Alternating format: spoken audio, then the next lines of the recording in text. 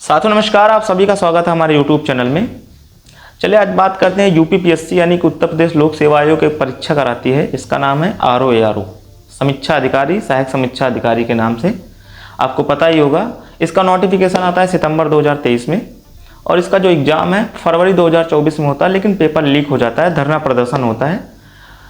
जुलाई 2025 में एक बार फिर पेपर होता है, लेकिन क्वेश्चन उसमें गलत आते हैं, 4-5 आई थिंक 7-8 क्वेश्चन गलत आते हैं। ये हर बार इसका रवैया होता है। 2 साल में वैकेंसी आती है और सही से पेपर भी नहीं बना पाते ये लोग। सोचिए आप, कम से कम 150 क्वेश्चन जो बनते हैं पीसीएस में, 140 क्वेश्चन आरओ में बनते हैं, ये तो सही से बना दीजिए आप। वो भी नहीं बना पाते हैं। 2 साल में वैकेंसी आती है, उसमें भी गलत क्वेश्चन आते हैं। फिर इसके बाद होता क्या है कि आंसर की आती है, जो आंसर की भी गलत होती है, रिवाइज आंसर की नहीं आती है। अब 2 दिन पहले रिजल्ट आया है, रिजल्ट देखकर सभी बच्चे आश्चर्यचकित हैं।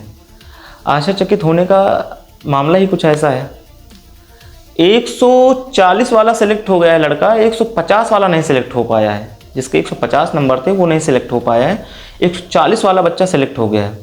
अलग अलग तरीके से हर बच्चे अपनी प्रतिक्रिया दे रहे हैं और लाजमी है यार, फीमेल जो हैं उनका भी यही रवैया है।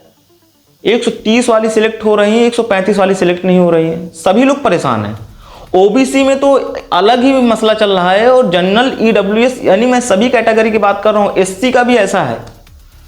तो सभी टीचरों ने एक वीडियो बनाया है, आप लोग देखते होंगे यूट्यूब पे। दरअसल 12 अक्टूबर को पीसीएस का एग्ज़ाम है, तो उस एग्ज़ाम को देखते हुए अभी सभी लोग संगठित हो रहे हैं और आयोग के सामने कुछ मांगे होंगी, वो मैं आपको बताना चाहूँगा। पहली बात, आप गलत क्वेश्चन क्यों देते हैं? 2 साल में आप पेपर कराते हैं, वो भी सही क्वेश्चन नहीं देते हैं। आंसर की भी आप जो जारी करते हैं वो भी पूरी तरीके से गलत होती है, सही आंसर की भी नहीं देते हैं आप। ना तो रिवाइज आंसर की दी आपने, वो आपको देना चाहिए। ये मांगे आयोग से होंगी 12 अक्टूबर का जो पीसीएस का एग्ज़ाम है उसके बाद। जो स्कोर कार्ड है वो भी नहीं दिया। इसमें एक सबसे बड़ी समस्या ये है कि ये लोग कट ऑफ नहीं जारी करते हैं। जब आपका प्री हो जाएगा, मेंस हो जाएगा, आप सिलेक्ट हो जाएंगे, उसके बाद आपका कट ऑफ जारी करते हैं। अब कैसे मालूम पड़ेगा कि आपने कितने नंबर गेन किए हैं, कितने नहीं किए, कितने नंबर से आपका रुका है? आप कम से कम कट ऑफ तो जारी कीजिए। आप कट ऑफ भी नहीं जारी करते हैं। अब घर में बच्चा क्या बताए कि मेरा 5 नंबर से रुका है, कि 2 नंबर से रुका है, 3 नंबर से रुका है, मुझे एक बार और मौका दे दीजिए। अपने माता पिता से क्या बताएगा कि इतने नंबर से रुका है, मैं आगे प्रिपरेशन करके थोड़ी और मेहनत करके मैं सिलेक्शन ले लूँगा। चौथी मांग ये होगी कि स्कोर कार्ड इन्होंने जारी नहीं किया है, वो जारी कर दो। सभी का स्कोर कार्ड जारी करो, कम से कम मालूम तो पड़े किस बच्चे का हुआ, किस बच्चे का नहीं हुआ है। कट ऑफ की बात मैंने आपको बता ही दी है, कट ऑफ ये जारी नहीं करते हैं।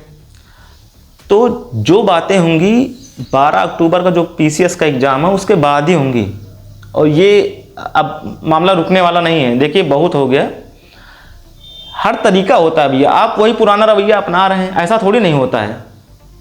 सभी बच्चे परेशान हैं और आक्रोशित हैं पूरी तरीके से, और होना भी लाजमी है भैया, मेहनत करते हैं। 5 साल से मैं खुद लगा हुआ था। एआरओ में भी अलग रवैया है, उसमें भी यही कंडीशन फॉलो हुई है। अब जिनका हो गया अच्छी बात है, जिनका नहीं हुआ है लेकिन कम से कम बताएं तो। आप अपनी पारदर्शिता तो जो मतलब वो तो दिखाएं, पारदर्शिता वो तो दिखाएं कम से कम, वो भी नहीं दिखा रहे हैं आप। कितना धरना देंगे? हर चीज़ का एक टाइम होता है, अगर ये सारी चीज़ें ऐसे ही चलते रहेंगे तो फिर दिक्कत हो जाएगी। तो 12 अक्टूबर को पीसीएस का एग्ज़ाम है, उस एग्ज़ाम को आप दीजिए, और सभी टीचर संगठित हो रहे हैं उनके कांटेक्ट में रहिए आप लोग, और कमेंट में अपनी प्रतिक्रिया दीजिएगा, और सभी लोग एक ग्रुप बनाया जाएगा, उसी के थ्रू फिर आगे का जो हाल होगा वो आपको बताया जाएगा। तो ये बातें थी, ये सारी मांगे थी, ये सारी मांगे रखना है। और मैं कोई भीख नहीं मांग रहा हूँ, हम कोई आतंकवादी तो है नहीं भैया, हम नौकरी के लिए तो बोल रहे हैं।